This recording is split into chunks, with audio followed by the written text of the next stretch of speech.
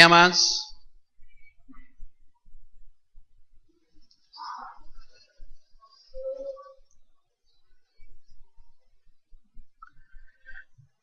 Enquanto a gente fica ouvindo o farfalhar das folhas,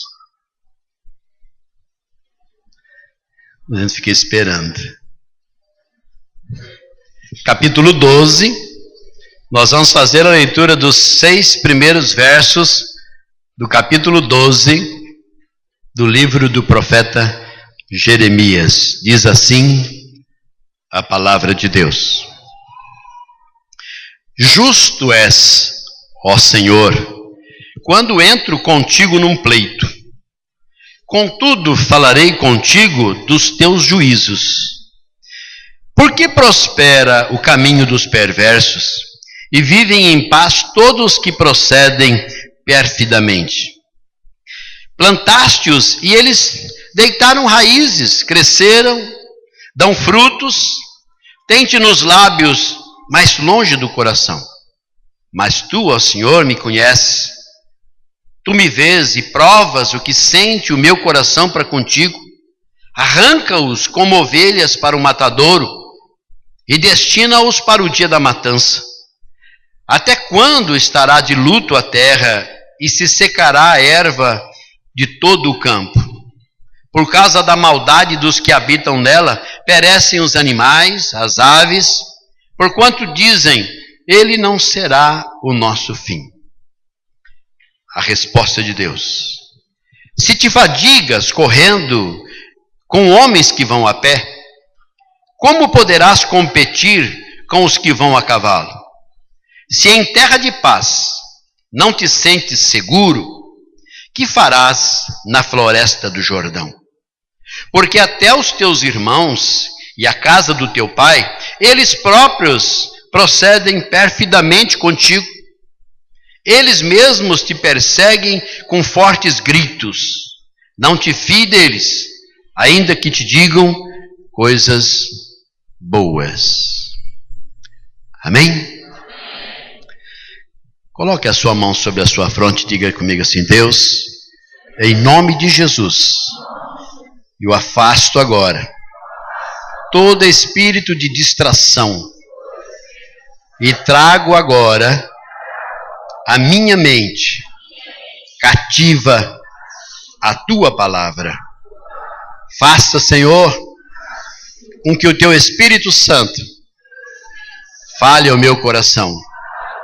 Em nome de Jesus. Amém. Pai, obrigado. E queremos nesta hora ser apenas um vaso, um instrumento do Senhor. Que nós diminuamos e o Senhor cresça nesse lugar. A palavra é tua. O Espírito Santo do Senhor trabalha como quer, onde quer, da maneira que quer. Mas nós queremos que neste lugar onde o Senhor habita, no nosso coração, a tua palavra, Deus, nos revele algo, que experimentemos algo novo do Senhor nesta noite, em nome de Jesus. Amém. Glória a Deus. Se te fadigas correndo com homens que vão a pé, como poderás competir com os que vão a cavalo?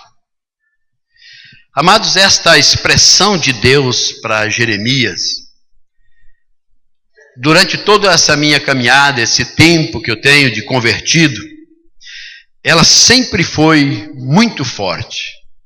Eu nunca vi Deus tão claro como ele foi com o profeta Jeremias. Eu não sei o que o profeta Jeremias sentiu. Eu não sei qual foi a reação dele. Eu não sei o que aconteceu quando ele teve essa resposta a todos esses questionamentos que Jeremias tinha. Mas uma coisa eu sei: após Jeremias ter ouvido o que ouviu, eu creio que Jeremias nunca mais foi o mesmo. Porque é uma palavra muito forte, direta, sem nenhum entremeio. Ninguém pode se fazer de desentendido durante essa expressão. Se te fadigas, quer dizer, se você se cansa correndo com pessoas igual a você, como é que você vai poder competir com aqueles que andam a cavalo. Eu me lembro, alguns anos atrás, eu ganhei uma escada da empresa que eu trabalhava. E por muito tempo aquela escada ficou conosco. E um dia ela quebrou o primeiro degrau. A partir daquele dia, toda vez que eu estava para usar aquela escada, eu olhava para aquele degrau. E interessante, amados, é que eu nunca tinha percebido o valor daquele degrau. Ele era o primeiro. Nós sempre damos valor àquele lá do alto. Porque se aquele degrau do alto quebrar, ele me joga no chão, provavelmente eu posso me machucar. Mas aquele primeiro não, amados. O que pode acontecer muito, eu bater a canela no segundo. Então eu nunca dei valor para ele. Mas toda vez que eu olhava aquela escada, aquele degrau estava ali. Ele era um alerta. Engraçado que eu nunca tinha percebido de fazer um teste nos degraus de uma escada antes de subir nela. Mas quando eu vi aquele degrau quebrado, eu passava a usar esse procedimento de olhar os outros. Interessante isso. Corriqueiro, um fato simples, mas, queridos, nós precisamos dar atenção a esses fatos simples da nossa vida. Por quê? Porque nessas coisas corriqueiras, essas coisas simples, nessas coisas passageiras, elas estão dentro de um contexto na qual Deus deseja trabalhar conosco. São nas coisas simples é que nós vamos entender que Deus está trabalhando na nossa vida. E o grande desafio é que Deus nos encoraja a vencermos as pequenas dificuldades, as pequenas provações, para estarmos prontos para encarar mais tarde provações mais duras, dificuldades muito mais pesadas e continuarmos sendo vitoriosos. Porque Deus nos fez vitorioso. Amém? Agora, as dificuldades fazem parte do treinamento. Diga para o teu irmão assim, olha, as dificuldades fazem parte do teu treinamento. Amém? Esses dias atrás, nós ficamos sem o Luciano por uns dias, né? Ele foi fazer um treinamento. E ele nos deixou para simplesmente, nessa nova empresa, passar por um treinamento.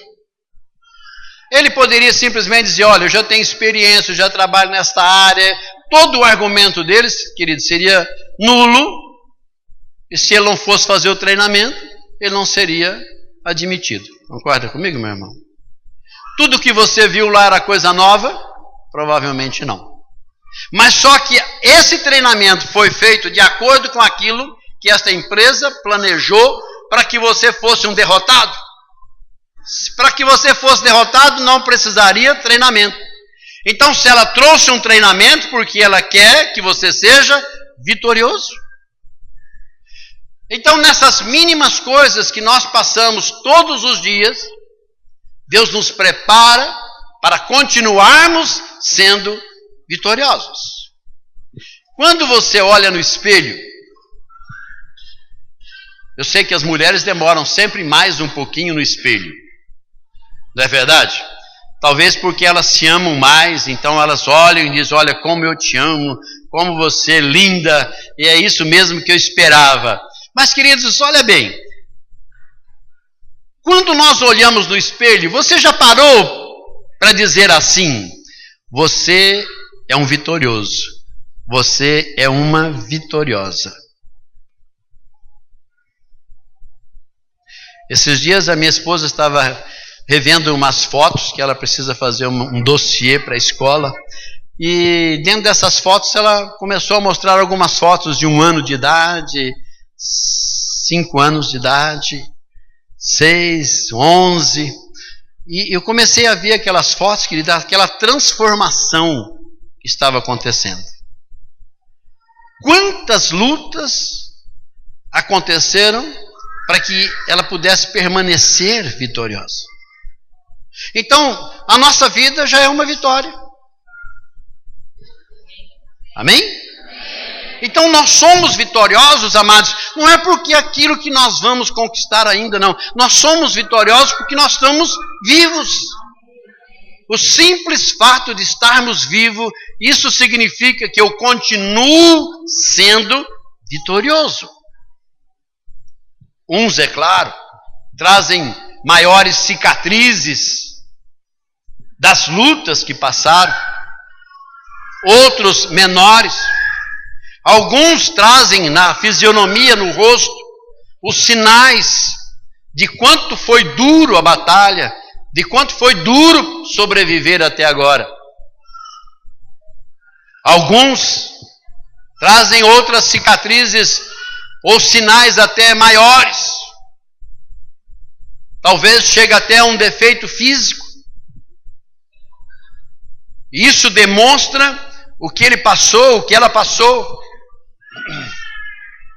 Mas tanto ele quanto ela pode olhar e dizer, olha, eu continuo sendo vitorioso, continuo sendo uma pessoa vitoriosa. E é justamente isso que Deus está nos preparando. A cada dia, amados, quando nós levantamos, acordamos, abrimos os olhos, existe um grande desafio para nós naquele dia. O grande desafio nosso é permanecermos vivos. Nós sabemos o que vai acontecer conosco amanhã, amados, mas nós temos um Deus que sabe. Então, quando nós entregamos a nossa vida a Ele, quando nós abraçamos a fé em Cristo Jesus, nós transferimos para Deus a nossa vida. E Ele vai fazer dela conforme lhe apraz, conforme o desejo de Deus. Então, quando você acordar amanhã, você pode dizer assim para o Espírito Santo, bom dia, Espírito Santo. Quero viver contigo até amanhã. Queremos ser parceiros. Queremos estar juntos, um do outro. Agora, vamos olhar um pouquinho, queridos, o contexto em que se deu esse parecer de Deus diante do parecer do profeta.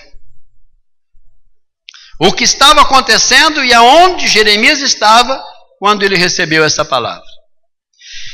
Crônicas capítulo 2, versículo 34, não precisa não, é só para você guarda, se você estiver anotando, mas Crônicas capítulo 2, versículo 34, aliás, perdão, apaga um pouco. Segundo livro de Crônicas, capítulo 34. Segundo livro de Crônicas, capítulo 34, nós vamos encontrar, depois de vários reis terem passado por Judá, maus, que fizeram mal ao povo, idólatras, que não temiam a Deus. Depois de tudo isso, a palavra de Deus diz que sobe ao trono Josias. Com 8 anos de idade ele é proclamado rei. E ele reina sobre Judá 31 anos. Josias, mesmo pequeno, ele destruiu tudo que era imagem de adoração a deuses pagãos. Ele purificou o templo, restaurou a adoração ao Deus de Israel. No seu reinado foi encontrado o livro da lei. E 23 anos depois da sua morte, porque quando Josias morreu, e ele deixou tudo zerado, outros reis vieram após Josias. E eles voltaram a outros deuses, a se curvar diante de outros deuses, a levantar imagens, ídolos. Tiveram realmente fizeram uma bagunça com tudo aquilo que Josias, durante 31 anos, fez com que o povo caminhasse segundo a ordem de Deus. Então, 23 anos depois, então vamos recapitulando. Era uma bagunça, Josias entrou, 31 anos ele colocou no eixo, 23 anos depois que ele morreu, tudo estava novamente uma baderna, uma bagunça, ninguém se entendia. Nesse período de 23 anos, sobe ao reinado um rei chamado Zedequias, tão ruim quanto os demais. E nesse reinado de Zedequias, o povo de Deus foi derrotado por Nabucodonosor e levado cativo para a Babilônia. Jeremias, durante os seus 40 anos de ministério, presenciou tudo isso, viveu e presenciou todos esses acontecimentos. Se nós pensarmos um pouco, queridos, onde estava a cabeça do profeta? Vendo o que estava acontecendo, percebendo tudo aquilo que estava acontecendo. Então não importa se nós conhecemos Jesus há muito tempo ou não, se nós somos novos convertidos ou não, não importa isso. O que importa é que nós estamos vivendo o tempo chamado hoje. Hoje você está vivo, amém? Hoje você está numa igreja, amém? Hoje você é uma pessoa convertida ao Senhor Jesus Cristo, amém? E os acontecimentos lá fora continuam o mesmo. Então o fato da sua conversão, o fato de você vir para a igreja e você se ver cercado de toda essa comunidade, não mudou as coisas lá fora ainda. As coisas lá fora continuam como estavam. O que mudou foi o nosso conceito, foi a nossa maneira de ver. O que mudou foi o confronto que a nossa fé precisou exercitar contra as coisas do mundo. O que mudou foi a nossa fé brotando e expulsando de nós aqueles conceitos mundanos que nós tínhamos. O que mudou foi justamente a minha fé, que não permite mais que aquilo que eu gostava não tenha mais prazer, então eu abandono, eu tiro fora. Mas o profeta Jeremias viu isso acontecer com o povo de Deus. Eu creio que ele chorou muito antes de Josias, se alegrou pelos 31 anos que Josias viveu, e depois continuou chorando por mais 23 anos, até que Zedequias é derrotado por Nabucodonosor. Mas a história não terminou ainda aí. Nós vamos encontrar esse lamento de Jeremias, mas a história continua. Então, queridos, muitas coisas estão acontecendo envolvendo a minha vida e a tua vida. Porque quando eu falo que lá fora as coisas continuam, eu estou dizendo que amanhã nós estaremos junto com essas coisas que continuaram e que não foram afetadas ainda pelo Evangelho, pela Palavra de Deus. É o mundo que nós vamos enfrentar amanhã. Para muitos, o que nós vamos passar amanhã é um grande desafio. Muitas vezes, nós ouvimos uma palavra aqui no domingo, nós louvamos a Deus, adoramos ao Senhor com toda a firmeza do nosso coração, mas nós sabemos o que nos espera amanhã de manhã. Nós sabemos que aquilo vai influenciar a nossa vida. E muitas vezes nós não temos escolha, queridos. Nós precisamos trabalhar. Nós então lutamos para que aquilo não afete a nossa vida espiritual.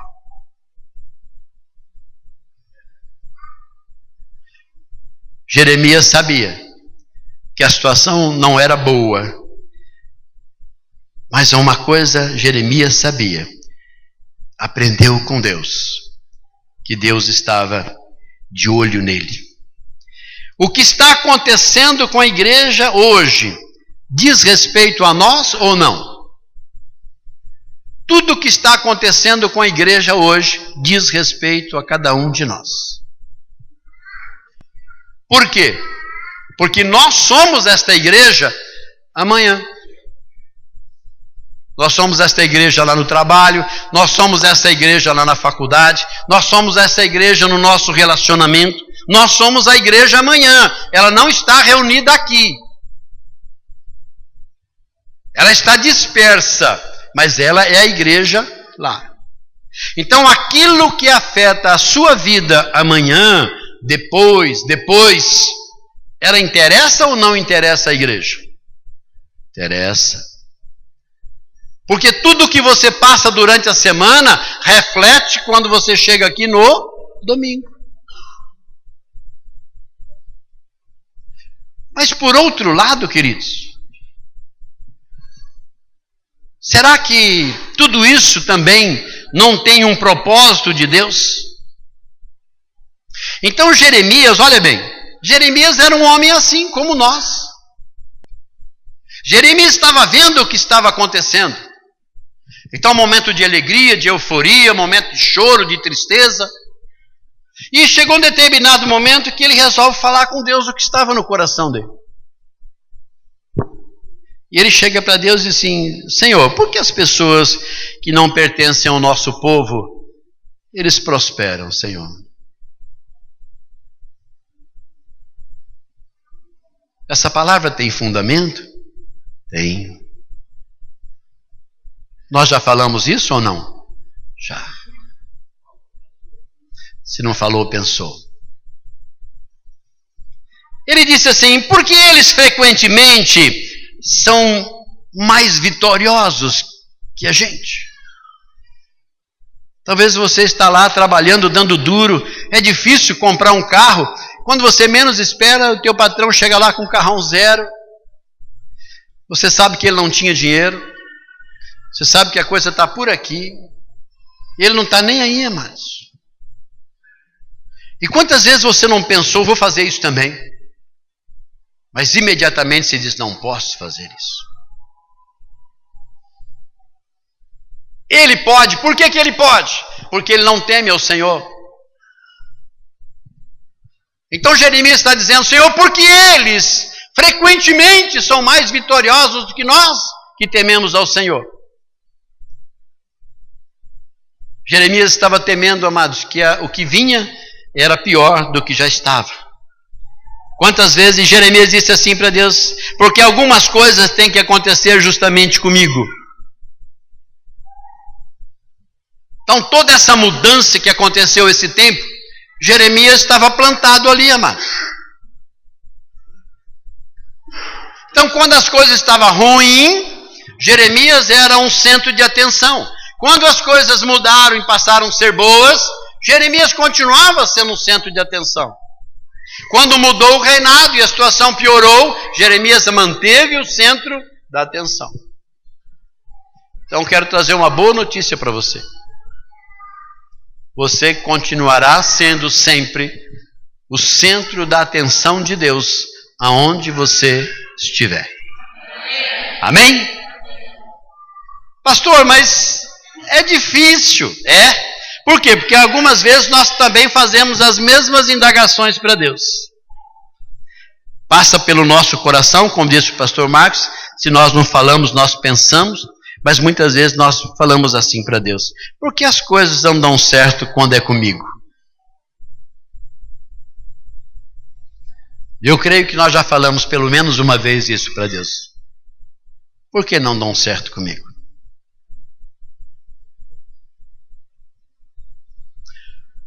Um dia, dentro do meu emprego, meu trabalho, eu estava pronto para ser promovido. E de repente, queridos, eu chego lá e meu chefe já havia dito que é para procurar casa, você procura casa, vocês vão mudar. E nós estávamos todos confiantes. Eu chego numa segunda-feira, eu passo pela sala e eu vejo alguém sentado naquela mesa. Meu chefe diz assim, olha, não dá. E a resposta simplesmente foi o seguinte, você é bom demais para ocupar aquele cargo. Eu cheguei em casa, amados, como um dragão, soltando faísca para todo lado. E a primeira coisa que eu falei, eu creio que já pedi perdão para Deus, Deus já esqueceu, já lançou lá no mais profundo abismo. Eu disse para minha esposa: a partir de hoje eu não vou ser bom mais.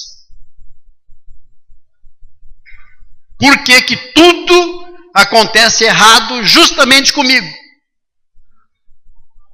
Existe um monte de coisas que a gente poderia passar a noite toda conversando a respeito de coisas que não tem explicação. Mas nós já falamos para Deus isso. Por que que nós não conseguimos ser felizes? Nós nos esforçamos, amados, e não conseguimos ser felizes. E muitas vezes nós falamos isso para Deus. Por que, Senhor, eu não consigo ser feliz? Só que nós esquecemos, queridos, que nós somos felizes. Nós só precisamos mudar a maneira de enxergar o que é felicidade. Nós somos o povo mais feliz da terra. Amém? Então diga para o teu irmão: você é a pessoa mais feliz dessa terra. Glória a Deus.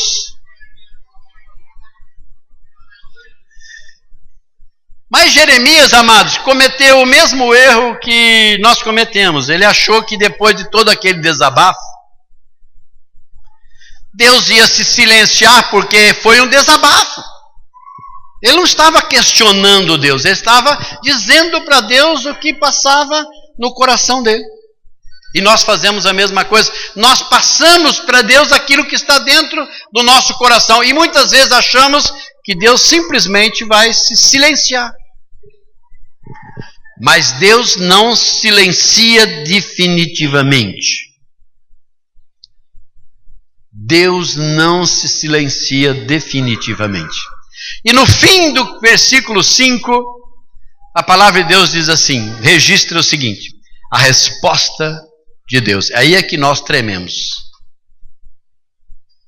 Nós chegamos para Deus e apresentamos todos as nossas queixas, as nossas inseguranças, os nossos medos, tudo aquilo que temos nós apresentamos para Deus.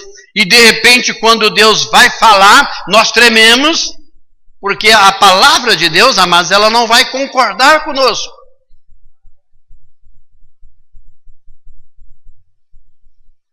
O Senhor disse: olha, levanta todos os seus argumentos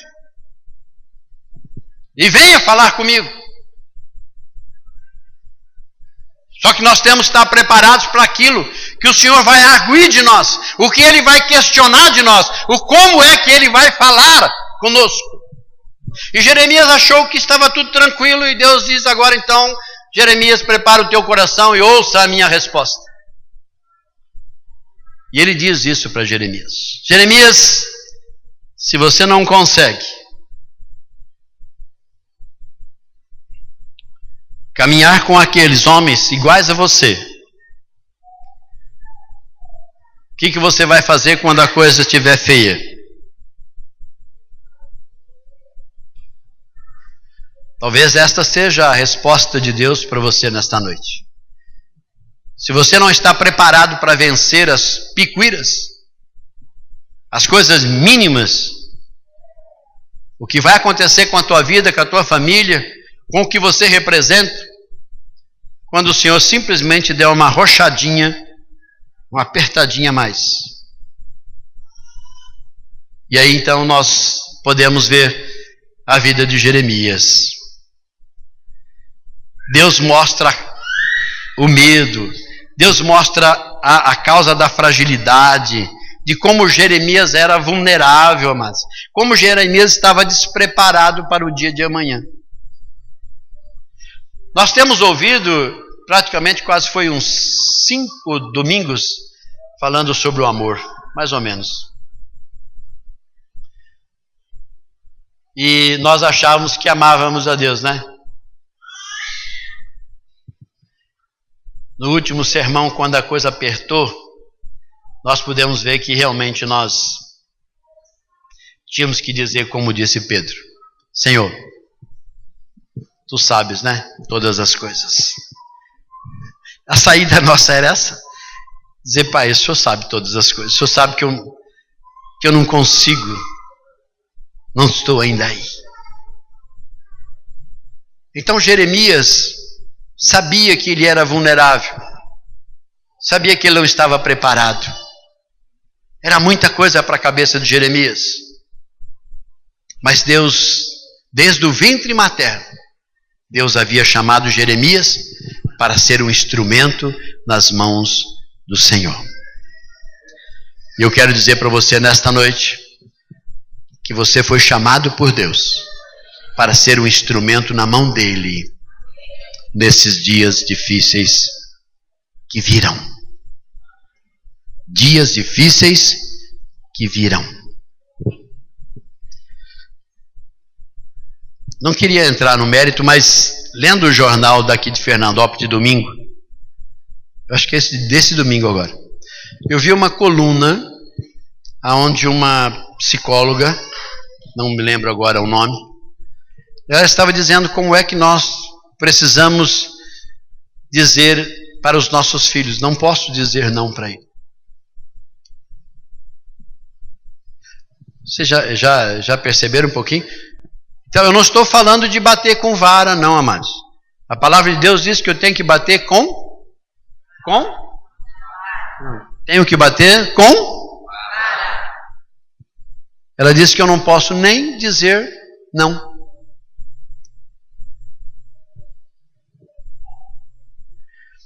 Os nossos filhos já estão crescidos, casados. A caçula é a pastora Renata.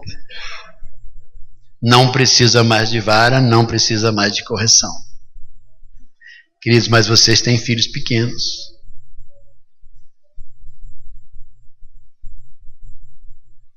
Será que nós vamos ter uma igreja daqui a alguns anos onde a palavra não está proibida? Já imaginou montar um sermão onde eu não posso usar a palavra não?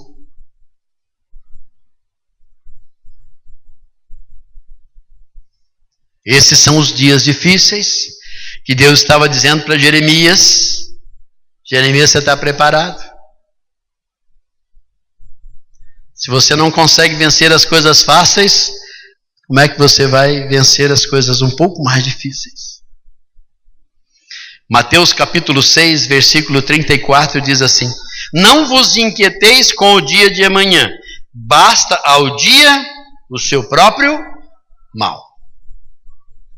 Isso quer dizer, amados, que nós precisamos ter em mente que eu já venci o dia de hoje. Amém? Que oração? Quem tem um relógio aí, fala para mim. 8h30. Então são 20 horas e 30 minutos. Quantas horas faltam para nós terminarmos a meia-noite? 5. 8. 3h30. Faltam 3 horas e meia para nós alcançarmos 0 hora. 24 horas desse dia. Então nós já somos vitoriosos nesse dia, amém? Então todo o mal desse dia nós já vencemos, amém? Todo o mal desse dia você já venceu. Pastor, mas deixou marca, mas você está vivo. Pastor, foi difícil, mas você venceu. Pastor, quase que eu abro mão de tudo, mas não abriu mão. Quase que eu abandono tudo, mas não abandonou. Então tudo aquilo que eu posso ter como argumento contra o dia de hoje, que foi difícil, tudo isso, amados, Deus está dizendo, mas não aconteceu. Pastor, mas ficou coisas de hoje para serem resolvidas amanhã.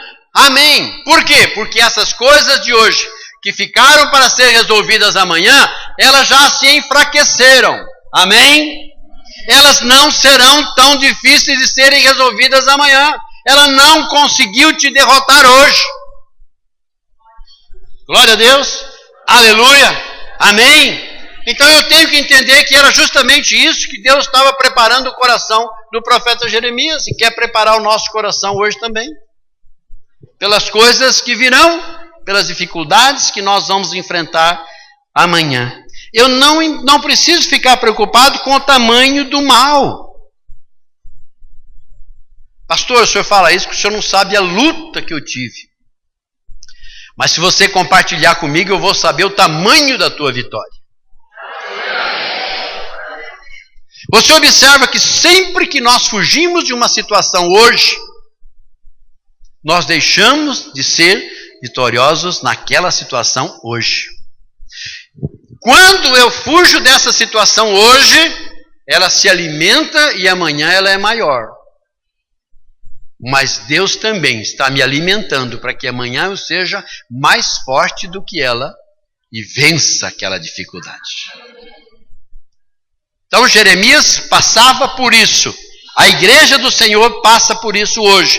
Mas eu preciso saber que Deus está comigo para derrotar o mal amanhã. Então, durante 40 anos do seu ministério, Jeremias foi vendo dia a dia as coisas de Deus sendo substituídas gradativamente pelas coisas do mundo. Eu acho que não é muita diferença dos nossos dias, não. Nós já estamos bastante tempo, não quero dizer quanto tempo, também não precisa saber quanto tempo nós estamos no ministério. Mas nós vimos muitas coisas nesse tempo de ministério. Que as coisas de Deus foram sendo substituídas pelas coisas mundanas. E nós já prevíamos aonde ia dar aquilo, mas as pessoas não queriam ouvir, elas taparam ouvidos. Só que o tempo passou, queridos, e aconteceu justamente aquilo que nós havíamos profetizado. Por quê? Porque nós entendíamos que as coisas mundanas estavam entrando naquela casa, estavam entrando naquele negócio, estavam entrando naquele tipo de relacionamento. Conhecemos, inclusive foi amigo nosso de adolescência, e ele com dificuldade conseguiu formar-se em advocacia. E um dia nós fomos até o escritório dele fazer uma visita. A secretária que estava numa mesa de frontal a dele, você não sabia onde terminava o decote e aonde estava o fim da saia. Eu cheguei em casa e disse para minha esposa: ele vai cair. Não demorou muito tempo. Ele adulterou, abandonou a esposa com 2 filhos e foi viver com essa mulher. Crente, pregador da palavra, e abandonou a fé para poder viver com ela. Foi cuidar de outros deuses estranhos. Precisava ser profeta, amados? Não. Só precisava ter um pouquinho de visão. É o que Deus está dizendo para Jeremias. Jeremias, abra um pouquinho a tua visão, Jeremias. E o Senhor está dizendo para nós hoje, amados, precisamos abrir a nossa visão. Hoje a igreja está permitindo, de uma maneira tranquila, mas de uma forma sorrateira, que o mundo expulse a fé da igreja? Não. Não, o inimigo não está preocupado com isso. O inimigo quer habitar junto. A intenção do inimigo com a igreja, queridos, é estar junto. Ele quer acompanhar o seu dia a dia, como você levanta, como você vive, como você faz negócio, como você vem para a igreja, como é que você dá o dízimo. Ele está aí junto com você. Ele fala: não precisa não, guarda um pouquinho para nós, isso aqui é para nós. Ele está junto quando você está adorando. Quando você diz todo o meu coração, ele diz: não, amor, quero aí, um pouquinho menos, calma, calma. Então, de uma maneira tão sorrateira, o inimigo está entrando na igreja com as coisas do mundo, permitindo que convivamos juntos. E eu pergunto, a responsabilidade disso é do pastor?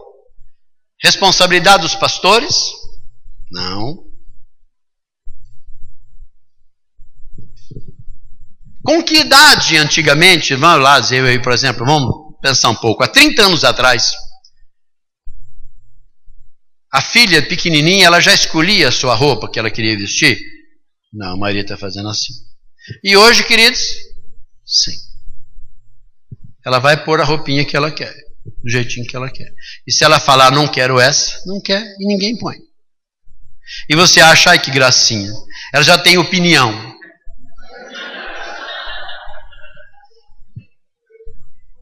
Verdade? Ela tem bom gosto, né?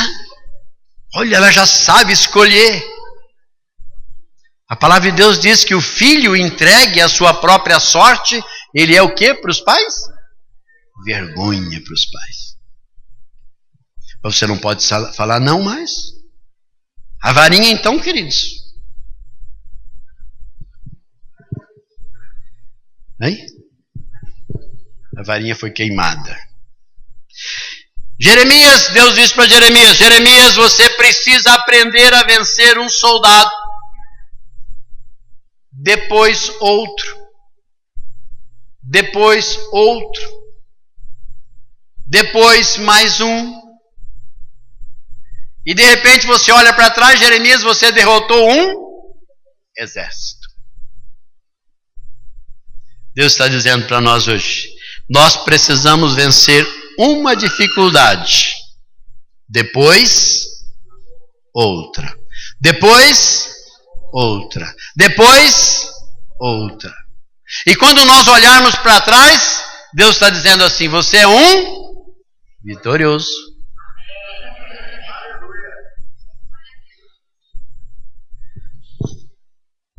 Apocalipse capítulo 21, versículo 11. João escreve dizendo assim, continua o injusto a praticar a injustiça.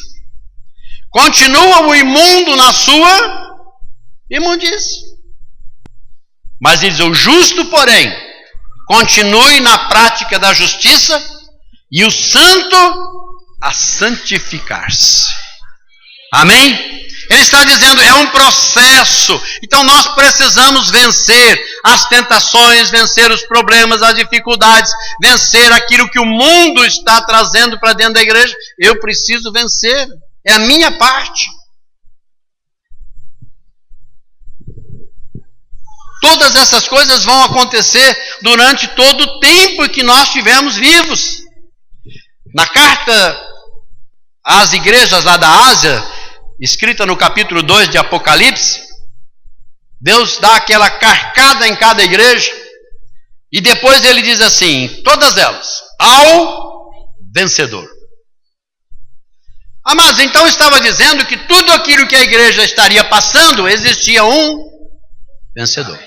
Então em pelo menos uma igreja haveria um vencedor. E eu pergunto, amados, nós não sabemos o quanto tempo aquilo passou, mas Deus estava dizendo, um só basta. Deus está dizendo para nós, amados, as dificuldades poderão vir de tal forma. Ele está dizendo, se lá na comunidade, um só for vencedor, já está bom. Por quê? Porque ao vencedor, dar-lhe-ei a coroa da glória. Amém? Então, assim como Jeremias se sentiu fraco, frágil, diante do crescimento da maldade, do pecado e da justiça, nós nos vemos cercados de leis que proíbem que nós exercitemos a nossa fé. Eu não sei como funciona, não sou advogado, mas muitas vezes eu fico pensando, olha bem, o testemunho de Jeová, eles são amparados por lei, dizendo o seguinte, não aceitamos transfusão de sangue. Interessante que, consultando um médico esses dias, ele está dizendo, olha, não fica preocupado, eu não gosto muito de transfusão de sangue. E eu pensei na hora, né? Bom, se testemunho de Jeová não faz transfusão do sangue e dificilmente morre de anemia, então há um meio. Mas a lei ampara? Ampara. Nós temos, por exemplo, a Igreja Adventista do Sétimo Dia. Então eles não têm nenhuma atividade na sexta-feira à noite, a partir das 6 horas da tarde. Se são alunos, eles são amparados por lei, que eles não podem ter falta e o professor é obrigado a apresentar num outro dia uma prova para que eles façam a prova. Bom, a lei está parada? Está. Nós crentes temos que disciplinar os nossos filhos com vara. E onde é que está uma lei dizendo, eu sou crente e vou disciplinar o meu filho com vara?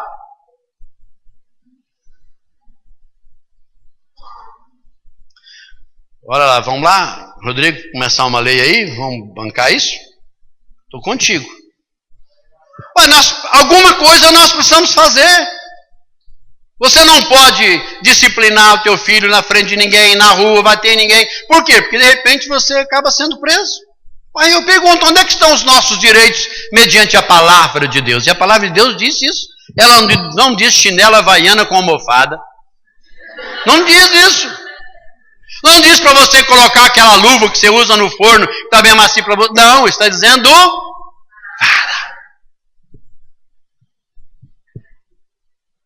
Com 5 anos de idade, menos de 5 anos de idade, eu tomei conhecimento, amados, do que é uma vara. Quando fazendo birra por uma coisa que eu não podia, meu pai desceu do animal e disse, você não vai comigo hoje? Eu disse, eu vou, igual você estava pulando aqui, mas diferente, mas aquele jeitinho pulando. E eu pulando lá, mas eu vou conseguir convencer. Ele passou perto de uma moita de guanchumba. Quem riu conhece. Ele simplesmente, amado, passou a mão assim, tirou tudo aquilo que era folhinha que ia maciar. Aquela varinha ficou sozinha, amado. Eu lembro dela até hoje. Mas venci, sou um vitorioso. Amém? Aquela varinha me ensinou muita coisa durante esses anos todos. Mas quantas vezes nós chegamos a pensar que a vitória é de gente especial? Vitória é só de pessoas assim com Deus, ó. Não, amados. A vitória é de todo aquele que um dia confessou ao Senhor Jesus como o único Senhor e Salvador. Amém? Mas vamos ver algumas coisas que saltam aos nossos olhos. Quando eu leio o primeiro livro do profeta Samuel, no capítulo 17, que vai falar sobre a história do gigante Golias, se nós lemos só o título, só aquela letra grande, ela está lá em negrito, e depois ela vai contar uma história, de repente tem outra historiazinha dentro daquela história grande, para a gente entender. Lá diz assim, o primeiro diz assim, o desafio do gigante Golias. O segundo lá embaixo assim, Davi é enviado aos seus irmãos. Uma outra diz assim, o gigante Golias insulta o povo de Deus. Uma outra diz, Davi se dispõe a pelejar contra o gigante Golias. E uma outra diz, Davi encontra-se com o gigante Golias e mata-o. Se eu olhasse só essas referências, eu poderia dizer que realmente Golias era o cara. Aliás, Davi era o cara. Ele simplesmente sentiu que devia chegar lá, chegou, não aceitou o insulto, partiu para cima, matou o gigante e pronto. Não, amados. Algumas coisas aconteceram na vida de Davi que poderia tornar-se Davi um homem tão comum, talvez menos do que cada um de nós. Davi mata um leão. Ele estava apacentando as ovelhas do seu pai e ele mata um leão. Depois ele mata um urso. Mas matar um leão já era suficiente para ele chegar em casa e dizer assim para o pai, pai, não vou mais apacentar as suas ovelhas não, porque hoje eu me livrei de uma, não vou mais lá não, lá é muito difícil. Não, ele não falou nada do leão. Ele mata o urso e não conta nada para ninguém. Ele só vai falar isso para o rei Saul. E ele, mas ele não vai contar o que ele fez para se engrandecer. Não, ele está levando aquilo como um requisito que o habilitasse a lutar contra o gigante Golias. Então quando ele chega e Saul olha para ele, se você não está preparado, você é pequeno, você é um jovem ainda, ele diz, mas olha, pastoreando as ovelhas do meu pai. Um dia as ovelhas do meu pai estavam correndo perigo com um leão e eu fui lá e matei. Depois veio um urso e eu fui lá e matei o urso. Saul disse assim, pensou lá dentro dele, se esse menino conseguiu matar um urso, se esse menino conseguiu matar um leão, ele está preparado para lutar com esse gigante. Então quantas vezes as coisas pequenas acontecem na nossa vida e nós desistimos, querido? Não precisa um leão não, um gato. Quantas vezes nós tentamos encurralar um gato? Quem já não correu de um gato encurralado? Eu já. E quando eu olhei para ele, amados, ele parecia realmente um leão. Então nós fugimos.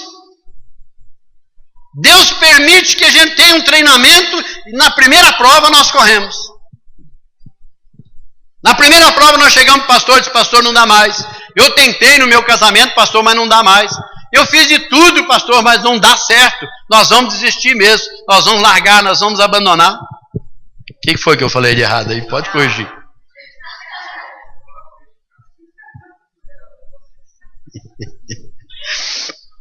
Essa é a pior parte, amados.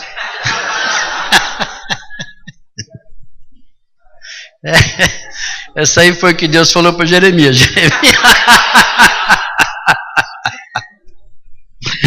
Mas numa outra oportunidade eu conto para vocês o que foi que aconteceu. Pra vocês não ficarem curiosos. Quem sabe amanhã à noite eu dou testemunha. Mas era justamente isso. Deus está permitindo, queridos, que nós passamos por luta e dificuldades, mas a gente corre na primeira dificuldade que tem.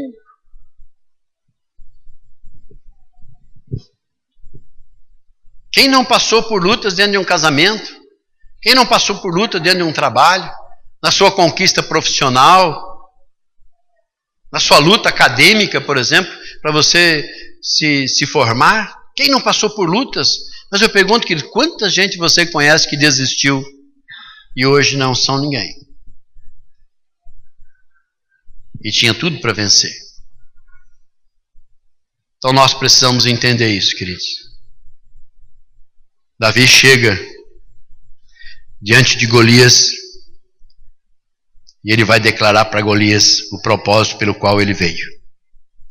Mas um outro exemplo é Elias. Lá no Monte Carmelo ele derrotou 450 profetas de Baal, mais 400 profetas que viviam no palácio lá com Acabe e Jezabel. O que ele fez depois disso? Fugiu.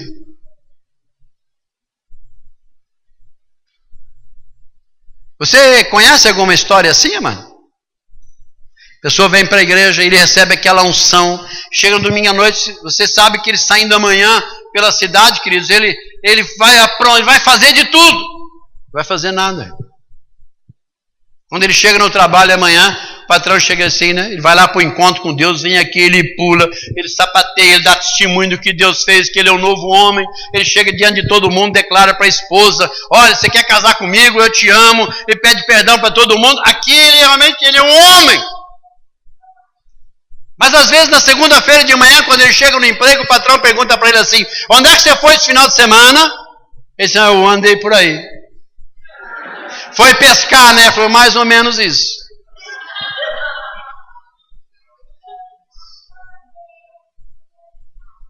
Queridos, esse homem quando chega na segunda-feira em casa, ele olha para a esposa e diz assim, esse novo homem que eu falei lá na igreja, ele não é tão novo não, acho que é a mesma coisa que eu era antes. Viu? Quando o gatinho rugiu, não, o gatinho miou. Essa eu salvei em tempo. Hein? Quando o gatinho miou lá no emprego, ele correu.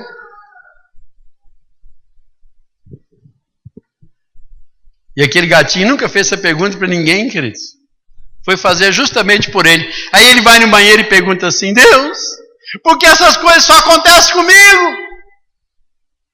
Deus está dizendo assim, se você não consegue conviver com pessoas do teu mesmo nível. Quando vier coisas maiores, como é que você vai vencer? É isso que Deus está dizendo, querido, muito simples. E eu quero concluir dizendo que Deus estava exortando o profeta Jeremias a se preparar para aquilo que viria depois. Que Jeremias deveria usar como base o que ele já tinha aprendido. E você está preparado para uma luta maior? Amém? Amém. E quando o gato miar amanhã cedo, como é que vai ser? Pastor, mas ele era um leão. Ele parecia um gato, pastor, mas não era gato. O tamanho dele, o tamanho da pata dele, o tamanho do olho dele, pastor, não era. O miado dele, pastor, era leão mesmo. Então está dizendo, Jeremias, se prepare para aquilo que virá depois. Deus está nos exortando hoje para prepararmos daquilo que virá contra a igreja amanhã. Jeremias entendeu que as suas batalhas seriam no campo espiritual. E a história vai mostrar isso. Aquilo que Jeremias precisava entender, que Deus queria da vida dele. Davi entendeu que a sua luta com Golias era no campo espiritual. Então, no campo normal, Golias era o gigante, Davi era o anão. No campo espiritual, Davi era o gigante e Golias era o anão. O que Golias não conseguiu entender era a visão de Davi em relação a ele. Quando Golias vai contra Davi com todo aquele seu armamento, Davi olha para Golias e diz assim, eu vou contra ti na força do meu Deus. A luta de Davi era espiritual, era no campo espiritual. Eu aprendi uma coisa. A minha esposa, ela dizia o seguinte, para os discípulos dela, na área de libertação. Não vá na casa de uma pessoa endemoniada. Pensei no começo, né, que tem uma coisa a ver com outra. O endemoniado, o demônio é o mesmo, em tal lugar, qualquer lugar. Disse, não, na casa da pessoa, a pessoa ficou endemoniada porque ela deu um direito legal. E o inimigo tem um direito legal lá. Tira ela de lá, que o inimigo perde a força. E nós experimentamos isso numa madrugada. Colocamos essa pessoa endemoniada dentro do carro e fomos para a igreja. E enquanto nós caminhávamos para a igreja, essa pessoa urrava e se contorcia. Quando nós paramos em frente à igreja, o demônio foi embora.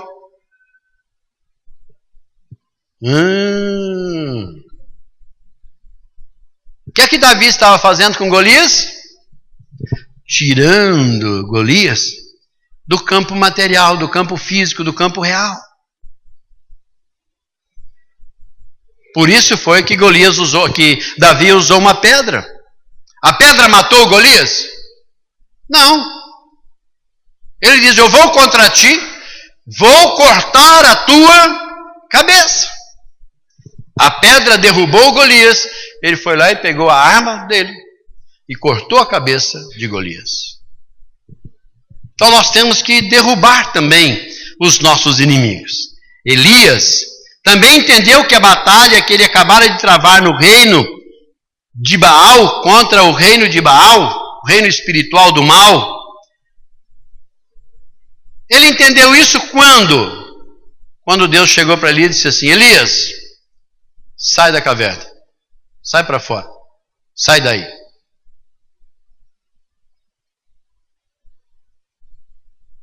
Elias não apresentou também para Deus o seu queixume? Não apresentou para Deus um monte de coisa? Deus olhou para Elias e disse assim, Elias, você está fora.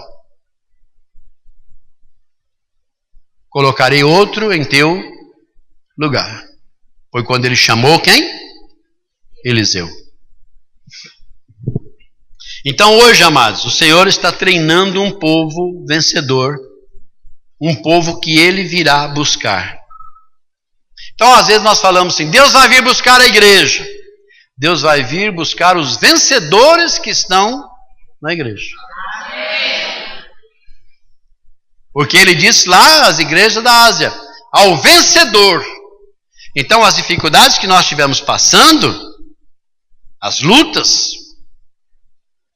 elas serão necessárias, é campo de treinamento. No verso 6, Deus diz assim para Jeremias, Jeremias, porque até os teus irmãos e a casa do teu pai, eles mesmos procedem mal com você. Eles mesmos te perseguem com fortes gritos. Ele disse para Jeremias, Jeremias, não confie neles, mesmo que eles te digam palavras agradáveis. Diante disso, amados, às vezes nós precisamos pedir uma revisão de prova. Quando é que nós fazemos uma revisão de prova? Quando nós não concordamos com a nota. Quem está estudando aí sabe disso. Quando é que eu peço revisão de prova? Quando eu não concordo com a nota. E o que é uma revisão de prova? Eu vou rever o que foi pedido, o que eu respondi. É uma chance que eu tenho, mas também por outro lado, é uma faca de dois gumes. Porque se eu for declarado culpado, não tem como. Eu tenho que admitir isso. Então Deus está dando uma chance para que hoje também a gente faça uma revisão de prova. Deus está dizendo para nós hoje, amados, se nós nos cansamos no normal, como é que nós vamos continuar sendo vitoriosos se a coisa apertar? As dificuldades surgirem.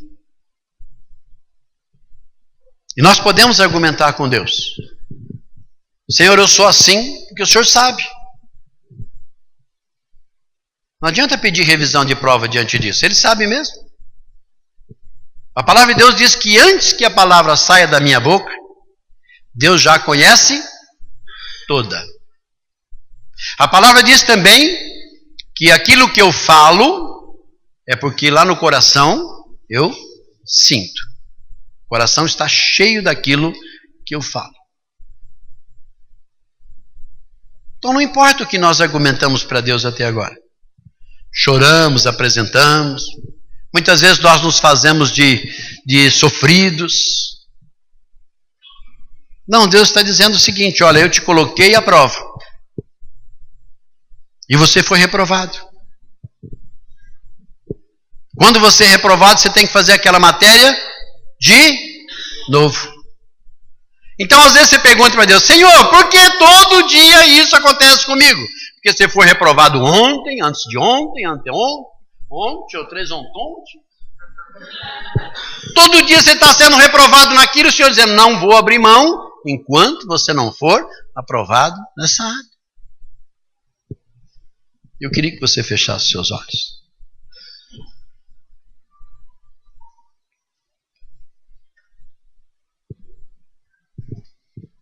Eu queria que você olhasse para a tua vida. Eu não vou te convidar para vir aqui à frente. Eu quero que você peça para Deus uma revisão de prova agora. Ah, pastor, mas eu não vou lembrar. Vai sim.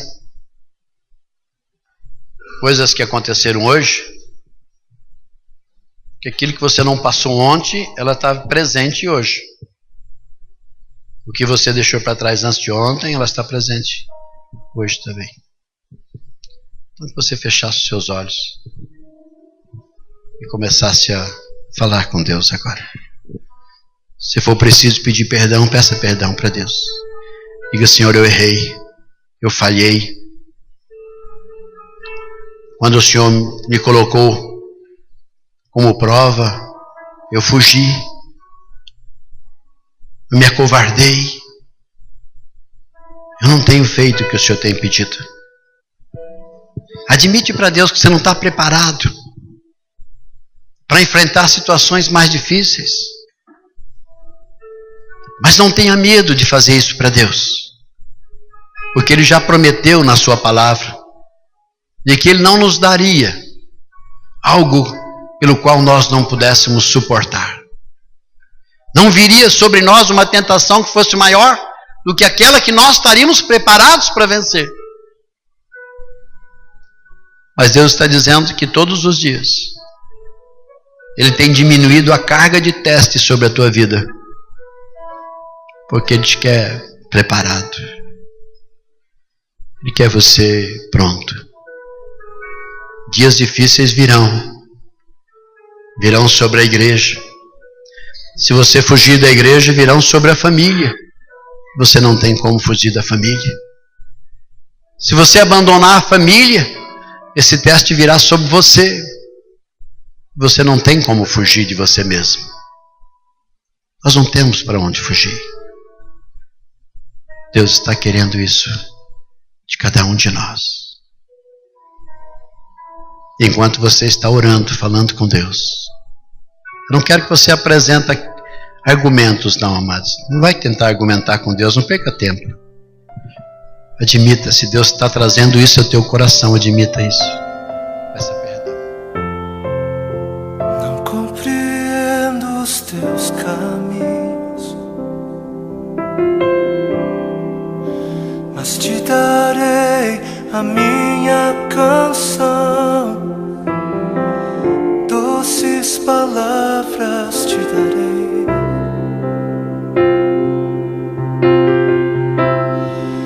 Me sustentas em minha dor.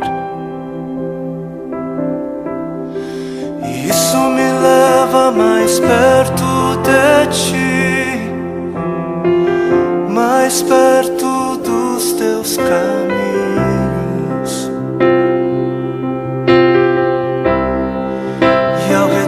De cada esquina, em cima de cada montanha, eu não procuro por coroas ou pelas águas das fontes.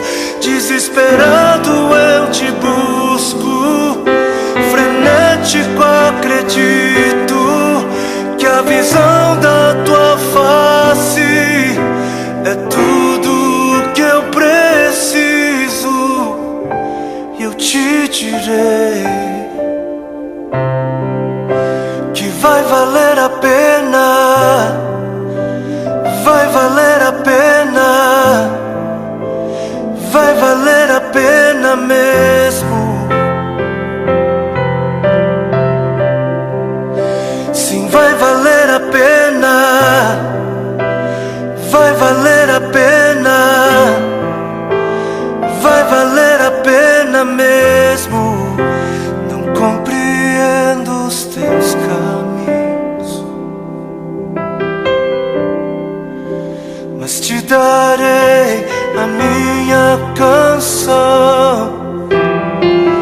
Doces palavras te darei, eu te darei, eu te darei. Me sustentas em minha dor, e isso me leva mais perto de ti, mais perto dos teus caminhos.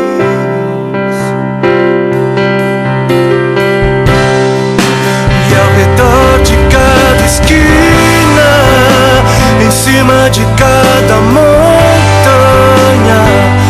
eu não procuro por coroas ou pelas águas das fontes. Desesperado eu te busco, frenético acredito